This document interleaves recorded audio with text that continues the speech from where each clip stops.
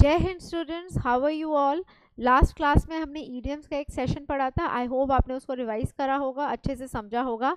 आज हम verb start करेंगे क्लास में। आर्टिकल्स और नाउन्स हम ऑलरेडी ग्रामर में कर चुके हैं and we have also discuss some important questions. अब आज एक इम्पॉर्टेंट टॉपिक स्टार्ट करने वाले हैं, that is subject verb agreement. अब आप देखिए, सब्जेक्ट वर्ब एग्रीमेंट बहुत इंपॉर्टेंट टॉपिक है आपके एग्जाम्स के लिए। काफ़ी क्वेश्चंस इसमें से आते हैं ग्रामर सेक्शन में, चाहे वो एरर्स हो, फिल इन द ब्लैंक्स हो, कंप्लीट द सेंटेंस हो, और it may be a cloze test also. कोई भी ग्रामर सेक्शन है, चाहे एनडीए हो या सीडीएस है, सब्जेक्ट वर्ब एग्रीमेंट काफ़ी इंपॉर्टेंट है आपके लिए। अब देखिए, जब भी हम कोई टॉपिक पढ़ रहे हैं, स्पेशली वर्ब्स पढ़ रहे हैं, तो इट्स नॉट दैट कि आप खाली वर्ब्स पढ़ रहे हैं। वर्ब्स के साथ also you are studying nouns. आपको नाउन्स और वर्ब का रिलेशनशिप समझना है। सेम थिंग मैंने आपको तब भी बताई थी जब हम नाउन्स पढ़ रहे थे। नाउन्स के साथ आपको वर्ब्स का रिलेशनशिप समझना है। साथ में प्रोनाउंस भी आ जाते हैं, वो भी अकॉर्डिंगली मेन नाउन के अकॉर्डिंग मूव करते हैं। तो इस चैप्टर में जो अब हम आज स्टार्ट करने वाले हैं, सब्जेक्ट वर्ब एग्रीमेंट, इसमें कंजंक्शंस भी आएंगे, कंजंक्शंस के भी कुछ रूल्स आएंगे, because there are some few important conjunctions जो हमारे वर्ब को इफेक्ट करते हैं। जब आप वो कंजंक्शन लगाओगे अपने नाउन्स के बीच में, तो कंजंक्शन के अकॉर्डिंग हमारा verb apply होता है. So these are the factors which you have to remember. So let us start with the topic now. Now see, basically verb होता क्या है? Verb is an action word. Any word which shows action is called a verb. Like study, अभी आप study कर रहे हो, या मैं पढ़ा रही हूँ, तो स्टडी हो गया, लर्न हो गया, टीच हो गया, write, sit, speak, sleep, all these are verbs. Now every verb has three forms: first form, second form, third form. इनकी जो डिटेल है हम टेंसेस में पढ़ेंगे कि how and when they are used. अभी आप सिर्फ इनको ध्यान रखिए कि इनकी तीन फॉर्म्स होती हैं: first form, second form, third form, right. For example, अब see, first form, second form, third form. जैसे मान लीजिए आपका वर्ब है go, go is the first form, went is the second form and gone is the third form. Similarly आपने कहा play, play is the first form, इसमें ed लग जाएगा suffix, played is the second form and third form is also played. तो देखिए, verb की first form use होती है present tense में, second form यूज होती है past tense में, और third form यूज होती है perfect tenses में, right? तो इनको, इनकी detail will study later as I have already told you. अब हम नाउन्स और वर्ब का रिलेशन और इनके रूल समझते हैं। अब देखिए, सबसे पहला जो इम्पोर्टेंट है आपके लिए क्वेश्चन आ सकता है कि वर्ब की फॉर्म एरर आ सकता है। मैंने आपको क्यों बताया है वर्ब की थ्री फॉर्म्स होती है और कहाँ यूज होती हैं, like first form present, second form past, third form perfect tenses, मतलब हैज, हैव, हैड के बाद। इसलिए आपको ये पॉइंट बताया है कि सबसे कॉमन है कि आपको डायरेक्टली वर्ब फॉर्म एरर आ जाए। अब आप पहला क्वेश्चन देखिए, he had run fast, right. Had के बाद क्या लग गई? थर्ड फॉर्म, रन, रैन, रन, तो रन लग गई। अब आपको ये एरर में आ सकता था। मान लो आपको सेंटेंस दे देते ही हैड रैन फास्ट, तो अब इसमें गलती क्या है? रैन की गलती है, ही हैड रन फास्ट होना चाहिए था। हैज, हैव, हैड के बाद वर्ब की थर्ड फॉर्म। ही केम येस्टरडे, ही केम येस्टरडे में क्या लग गया? वर्ब की सेकंड फॉर्म, क्योंकि येस्टरडे होता है पास्ट टाइम, तो इसलिए सेकंड फॉर्म लग गया है। तो हो सकता है आपको नॉर्मली पहले तो वर्ब एरर आ सकता है, जैसे परफेक्ट टेंसेस में थर्ड फॉर्म लगती है, बहुत कॉमन, तो इसी तरीके के एरर के चांस है। और वहाँ पर आपको हैज, हैव, हैड के बाद instead of third form they can give you first और second form of the verb. So this is a very very basic error which can come. अब स्टडी करते हैं नेक्स्ट। पहला कंजंक्शन जो है that is and. अभी हम and conjunction के रूल्स पढ़ते हैं। अब देखिए, एंड कंजंक्शन का क्या काम है?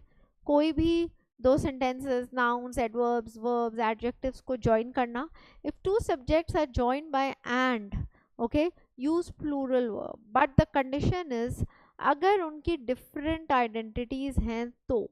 अगर आपने कोई भी दो नाउन्स को जोड़ा है एंड कंजंक्शन से और आपको लगता है कि ये दो अलग अलग ही चीज़ें हैं, या ऑब्वियसली दो अलग अलग लोग हैं, वो ऑब्वियसली ज्वाइन होके एक तो नहीं हो सकते, तो आपका वर्ब प्लूरल रहेगा। For example, Rahul and Ajay are studying. अब आप देखिए, राहुल और Ajay these are two different people. तो ऑब्वियसली वो साथ पढ़ रहे हैं तो वो एक व्यक्ति तो बन नहीं गया, they are two different people, तो हमारा वर्ब क्या हो गया, plural. Similarly I can say bread and butter are not available in the shop. अब मैं मार्केट गई कुछ सामान खरीदने, ब्रेड और बटर दो अलग अलग चीज़ें हैं, मुझे नहीं मिली या मुझे मिल गई whatever, but I have gone there to buy two different things, तो हमने क्या लगा दिया, plural verb. So when you talk of two different subjects जिनको ज्वाइन कर कर भी आइडेंटिटी उनकी डिफरेंट ही रहती है, तो ऐसे केस में हम यूज़ करते हैं प्लूरल वर्ब। अब इसमें एक आ जाता है एक्सेप्शन। नॉर्मली आपको जो क्वेश्चंस हैं वो एक्सेप्शन बेस्ड आ सकते हैं। If two subjects together express one idea और used in combination the verb used in singular. मान लीजिए आपने कोई दो नाउन्स को ज्वाइन करा और आपने रियलाइज करा कि ये ज्वाइन होके ये तो कंबाइन हो गई, ये तो एक चीज़ बन गई, तब हमारा वर्ब होगा सिंगुलर। अब आप पहले सेकंड एग्जाम्पल देखिए, bread and butter is essential for one's living. अब इसका मतलब हो गया बेसिक नेसेसरीज। अब ब्रेड एंड बटर यहाँ टू डिफरेंट कमोडिटीज की बात नहीं हो रही है, वो कॉम्बिनेशन में है, मतलब बेसिक नेसेसिटीज। अब ब्रेकफास्ट में लेट्स से अगर आप ब्रेड बटर खाते हैं या ब्रेड जैम खाते हैं, तो उसमें क्या है कि आपने ब्रेड और बटर खाया तो वो तो एक डिश बन गई है ना, it's not a separate dish. मतलब ऐसा नहीं है कि आप ब्रेड अलग खा रहे हैं या बटर अलग खा रहे हैं, आप उसको कंबाइन करके खा रहे हो। तो अगर ऐसा क्वेश्चन आता है, let's say bread and butter and conjunction है dash my favourite meal for breakfast. Meal word से आपको पता चल गया कि ये कॉम्बिनेशन है, मतलब आप ब्रेड एंड बटर खा रहे हो, दो अलग चीज़ें हैं, बट जब आपने उनको कंबाइन करा तो वो एक फूड आइटम बन गया है। तो ऐसे केस में अब हमारा आंसर हो जाएगा singular. Your answer will be bread and butter is my favourite meal. तो सबसे पहले तो इस तरह के रूल में आपको सेंटेंसेस आ सकते हैं कंज्यूमेबल आइटम्स के, ईटेबल्स के, जैसे bread and butter is my favourite meal. Similarly, bread and jam. You eat rice and dal, so obviously you eat it together. It becomes one meal. You eating it in a meal, so it becomes combination. तो आप बोलोगे rice and dal is my favorite meal for lunch. So if you come across words like meal, dish or cuisine, all right, I'll write here meal, dish और cuisine. तो इनसे हमें पता चलता है कि ये कॉम्बिनेशन की बात हो रही है। सिमिलरली ड्रिंक्स के लिए भी यूज़ हो सकता है, जैसे lemon soda, lime and soda, ये आया भी हुआ है पास्ट ईयर में। अब आप देखिए lime and soda dash a digestive drink. नींबू पानी या नींबू सोडा, तो ऐसा तो नहीं है कि नींबू अलग खा रहे हैं सोडा अलग पी रहे हैं, आप सोडे में नींबू डाल के उसको then you are drinking it, so it becomes combination one drink but made by combining two things. तो क्या हो गया ये combination, lime and soda is a digestive drink. तो देखिए यहाँ पर कॉम्बिनेशन है, तो इस तरह के सेंटेंस आ सकते हैं। या फिर क्वेश्चन नंबर 1 देखिए, slow and steady wins the race. ये क्वालिटी बेस्ड सेंटेंस है। अब अगर किसी को रेस जीतनी है तो उस पर्सन को स्लो एंड स्टेडी दोनों क्वालिटीज़ होना चाहिए। ऐसा नहीं है कि एक स्लो है और एक स्टेडी है then you wins the race. तो स्लो एंड स्टेडी विंस, देखिए सिंगुलर वर्ब लगाया है। लेट्स से अगर कोई स्टूडेंट है, इफ़ आई वांट टू से कि एक स्टूडेंट जो एनडीए या सीडीएस क्लियर कर सकता है, उसको नॉलेज के साथ साथ हार्ड वर्किंग होना भी ज़रूरी है। So both these qualities are required. So I can say knowledge and hard work is required in a student to be successful। हम आर्न नहीं बोलेंगे, why? because two different things, but हमें combination में एक student में चाहिए, तो हमारा आंसर क्या हो गया, singular। then time and tide waits for none। again देखिए टाइम एंड टाइड यहाँ कलेक्टिवली बात हो रही है, राइट। सो दोनों ही चीज़ें किसी के लिए नहीं रुकती, भले ही दो अलग अलग चीज़ें हैं बट यहाँ कॉम्बिनेशन रेफर कर रहा है, so your verb will be singular. So please remember, अगर एंड कंजंक्शन है और आप दो नाउन्स को जोड़ रहे हैं और जोड़ने के बाद आपको लगता है they will remain two different things और they will remain two different people, then you can use plural verb. But अगर आपको लगता है इनको तो जोड़ के एक चीज़ बन गई है, we have one product in hand now after combining all these things, so then you will use singular verb. जैसे bread and butter is my favourite meal, fish and curry is my favourite meal, fish and chips, क्योंकि meal या cuisine या dish word आ जाएगा, fish and chips is my favourite dish for lunch, dish है मतलब आप उसको इकट्ठा खा रहे हो कंबाइन करके। Similarly lime and soda is a digested drink. Secondly qualities का सेंटेंस आ सकता है। थर्डली इसमें एक और सेंटेंस आ सकता है जो पास्ट ईयर में भी आया हुआ है, पोजेशनशिप। मान लीजिए आपको 2-3 नाउन्स मेंशन्ड है बट आपको पोजेशनशिप एक ही बार दिखाई गई है, then your answer will always be singular. For example, I'll just erase this to make space here.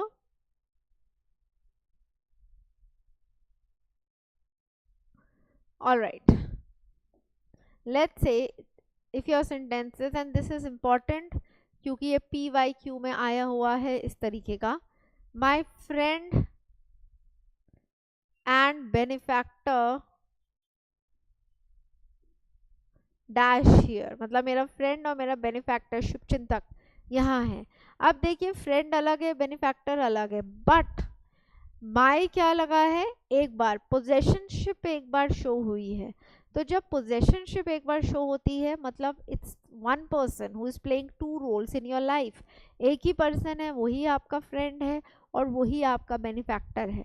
तो यहाँ पर आंसर क्या हो गया, सिंगुलर। अब आर नहीं बोलेंगे, आप बोलेंगे इज, या जो भी वर्ब लग रहा है, it can be a main verb also, any verb, helping verb और अ मेन वर्ब, जो भी वर्ब है वो सिंगुलर होगा। So your answer will be my friend and benefactor is here, because my एक बार लगा है, this means they are talking of one person.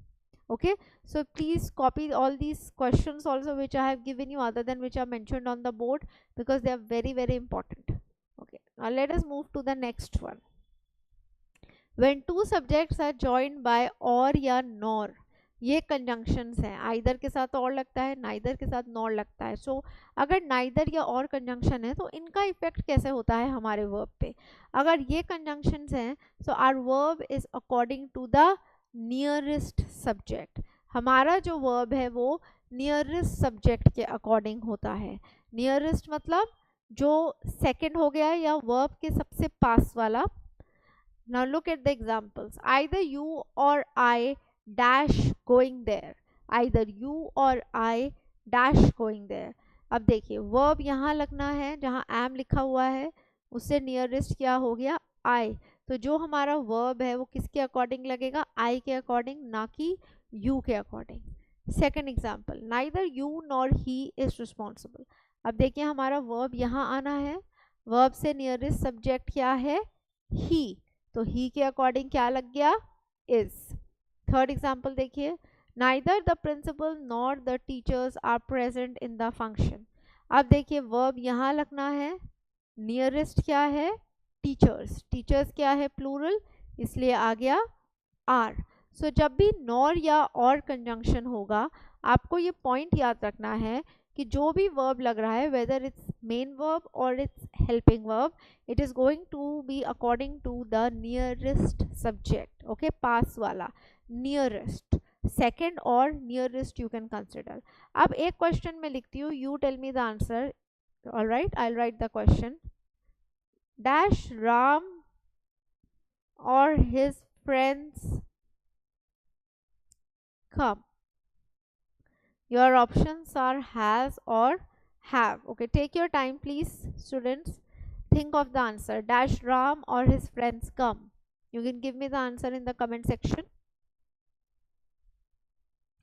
All right, now see, verb has to become, we have to fill the verb here. Nearest क्या है, Ram, friends नहीं है, nearest noun is Ram और Ram क्या है, singular, तो singular verb आना चाहिए, तो यहाँ पर आएगा हैज़, नॉट हैव, क्योंकि हैव तो प्लूरल के लिए लगता है। तो अब आपने देखा नियरेस्ट कैसे यूज होता है, इसीलिए मैं हमेशा स्टूडेंट्स को कहती हूँ remember as the nearest noun and not the second noun, because अगर आपको इंटेरोगेटिव सेंटेंस आ जाता है इस रूल में तो आपका नियरेस्ट नाउन के अकॉर्डिंग ही वर्ब लगेगा। अगर आप सेकेंड के अकॉर्डिंग लगाएंगे your answer can be wrong, क्योंकि यहाँ सेकेंड नाउन प्लूरल है और अगर आप यहाँ हैव लगा देते तो आपका आंसर एकदम गलत था। इसलिए याद रखिए जब भी नॉर या और कंजंक्शन है the verb is going to be placed according to the nearest noun to it, जो भी वो नाउन वर्ब के पास वाला नाउन है उसके हिसाब से। ओके, अब we have some more conjunctions, इनके रूल्स भी पढ़ते हैं। अब देखिए with as well as, along with, besides, together with, accompanied by, like, unlike, these are some more you can say conjunctions we have. अब इनका क्या रूल है, जब ये conjunctions यूज होते हैं verb is according to first noun. I repeat, verb is according to first noun. देखिए Ram along with his parents is here. अब first noun क्या है, राम, तो राम के हिसाब से क्या लग गया, singular. Knowledge with hard work. अब देखिए फर्स्ट नाउन क्या है, नॉलेज. नॉलेज मैंने आपको नाउन्स में पढ़ाया था अनकाउंटेबल होता है, अनकाउंटेबल के अकॉर्डिंग यहाँ लग गया singular. I'll share one more example with you. You can say the sailors as well as the captain. The sailors as well as the captain dash here. अब आप देखिए आपको लगाना है verb. अब as well as का क्या rule है, verb is according to, we'll make it plural, sailors. Okay, now see the verb is according to first subject.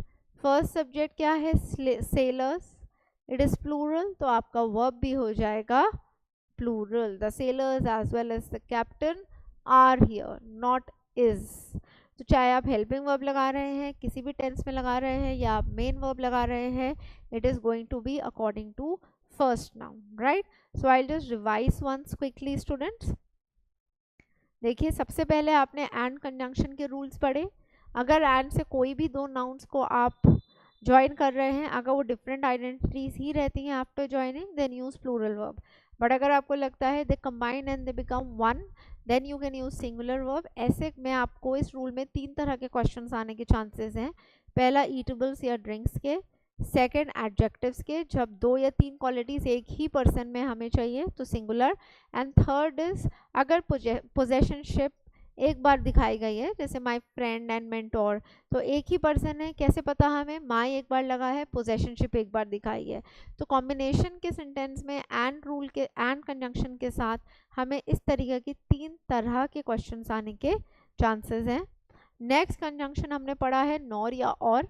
whenever you see nor or conjunction, the verb will be according to the nearest noun to it, जो उसके सबसे पास वाला noun है उसके हिसाब से.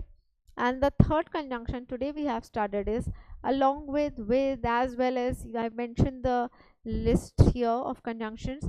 अगर ये conjunctions हैं, आपका verb हमेशा फर्स्ट नाउन के अकॉर्डिंग लगेगा, not the second noun. Okay, तो ये तीन इंपॉर्टेंट कंजंक्शंस हैं जो हमारे जब नाउन को ज्वाइन करते हैं हमारे वर्ब पे ट्रिमेंडसली इफेक्ट करते हैं. So please learn them. Let us move to the next one. अब आप देखिए more than one is followed by singular noun and a singular verb. More than one student was present. अब आप देखिए one है तो noun singular, verb singular. none than one trophy. अब देखिए अगेन वन है तो trophy noun singular and verb singular. So more than one, none than one, इन सब के साथ हम सिंगुलर नाउन सिंगुलर वर्ब लगाते हैं. अब जैसे मोर देन वन है तो इसमें मोर से मत कंफ्यूज हो जाइए आप. मोर than one is followed by singular noun, sorry yes, singular noun and singular verb. So this is also important. You can make a note of it. Okay, like I can say more than one student was able to answer the question, right? Okay, now I'll share some important questions with you. First, let me discuss an important point.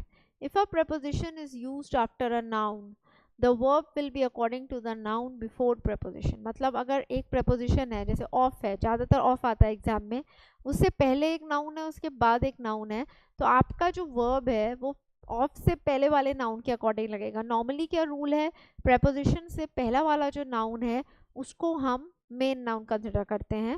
For example the quality of apples. अब देखिए of एक preposition है, यहाँ दो nouns हैं, एक quality है और एक एप्पल्स है. अब मेन नाउन यहाँ कौन सा होगा, क्वालिटी, क्योंकि क्वालिटी के अकॉर्डिंग सिंगुलर लगेगा, एप्पल्स के अकॉर्डिंग प्लूरल लगेगा वर्ब. अब आप कैसे डिसाइड करेंगे, प्रेपोजिशन से पहले वाला नाउन होता है मेन नाउन. सो सी, preposition से पहले वाला नाउन क्या है, quality. so quality is the main noun. so quality of apples is good. your views on this matter. अब देखिए इसमें preposition क्या है, on. preposition से पहले वाला नाउन क्या है, views. preposition के बाद वाला नाउन क्या है, matter. अब जो हमारा आंसर है वो मेन नाउन के अकॉर्डिंग होगा, तो मेन नाउन क्या हो गया, the noun which comes before preposition, that is views, तो हमारा आंसर क्या हो गया, plural. The third example, no help from the students. अब आप बताइए इसमें preposition क्या है और फिर खुद एनालाइज करिए, दो आई have already given you the answer. yes, the preposition is from। अब help is singular and students plural है, तो कैसे डिसाइड करोगे मेन नाउन, preposition से पहले वाला नाउन हो गया हमारा मेन नाउन, तो help है, ठीक है, help के अकॉर्डिंग क्या लगेगा, singular, so no help from the students was received। तो कभी भी आपको इस तरीके का क्वेश्चन आए, और ये बहुत कॉमन है, ऐसे क्वेश्चंस आपको एरर में आ सकते हैं, फिलअप में आ सकते हैं, so you just have to observe कि अगर preposition है और उसके लेफ्ट और राइट में you have two different nouns, singular है, प्लूरल है, या जो भी है, you have two different nouns, you just see preposition से जो पहले वाला नाउन है consider it the main noun, और उसके अकॉर्डिंग ही आपका वर्ब और प्रोनाउन लगेगा, सिंगुलर है तो सिंगुलर, प्लूरल है तो plural. Now these are some exceptions जो ऐसे फंक्शन नहीं करते हैं, ये कुछ एक्सेप्शंस मैंने दिए हैं, लेट अस डिस्कस देम। इनमें preposition के बाद वाले नाउन के हिसाब से ही हम वर्ब लगाते हैं। These are some exceptions for you to study. All right. Now see, a number of, अब देखिए a number of का रूल मैंने आपको nouns में पढ़ाया था, a number of is followed by plural noun and plural verb, so your answer is a number of students were absent।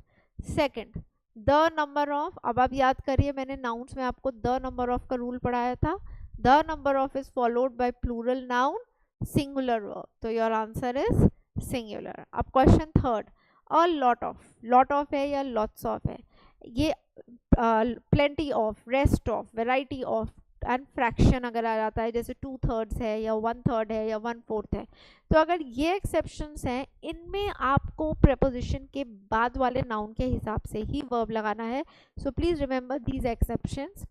A lot of students, तो अब यहाँ preposition क्या है, ऑफ, यहाँ पर आप अ लॉट के अकॉर्डिंग नहीं लगाएंगे, यहाँ आप स्टूडेंट्स के अकॉर्डिंग लगाएंगे, so a lot of students attend the class, क्योंकि स्टूडेंट क्या है, plural. A lot of money, again यहाँ मनी के अकॉर्डिंग लगेगा, ना कि लॉट के हिसाब से। इन एक्सेप्शंस में आई रिपीट, हम ऑफ या preposition के बाद वाले नाउन के अकॉर्डिंग लगाएंगे। अ लॉट ऑफ मनी, अब मनी अनकाउंटेबल है तो सिंगुलर वर्ब होगा answer has.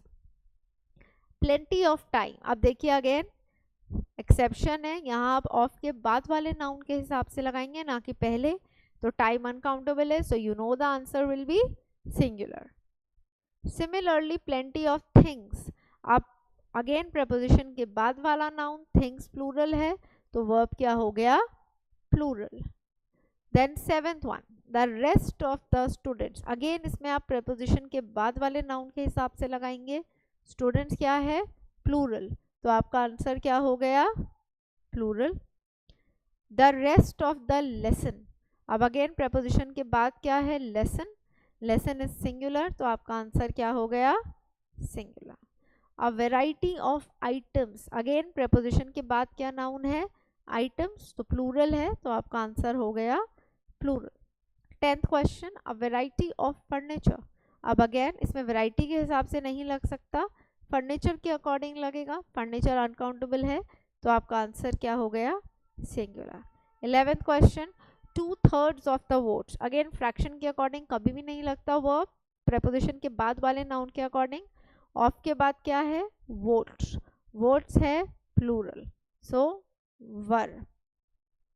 Last question, 2/3 of the movie, अब मूवी क्या है, सिंगुलर, तो ऑफ के अकॉर्डिंग लगेगा, ऑफ के बाद वाले नाउन के अकॉर्डिंग लगेगा, तो singular. So these are the exception students, जहाँ पर आप preposition के बाद वाले नाउन के अकॉर्डिंग लगा रहे हो, please learn them. Otherwise normally हम preposition से पहले वाले नाउन को ही मेन नाउन मानते हुए, जैसे ये वाले क्वेश्चंस हैं, मेन नाउन preposition से पहले वाले नाउन को ही मेन नाउन मानते हुए उनके अकॉर्डिंग अपना वर्ब या प्रोनाउन अप्लाई करते हैं। All right, so today I have discussed very important rules with you, जितने मैंने आपके साथ एंड, नॉर और कंजंक्शन या as well as along with and all, इन कंजंक्शंस के रूल्स डिस्कस कर रहे हैं regarding your verb, relating to your verb.